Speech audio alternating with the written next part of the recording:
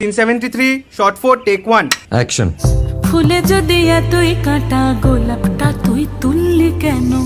প্রেমে যদি এতই ব্যথা সেই প্রেমে তুই ভুললি কেন? কি গো ডাইরেক্টর সাহেব, আমি তো 60 বলে দিয়েছি, কাট তো আর বলতে পারি না। এবার তুমি কাটটা বলো। Got it. Excellent shot, excellent. অদ্ভুত। ম্যাডাম আপনার সাথে একজন দেখা করতে এসেছে। নমস্কার। নমস্কার। বসুন।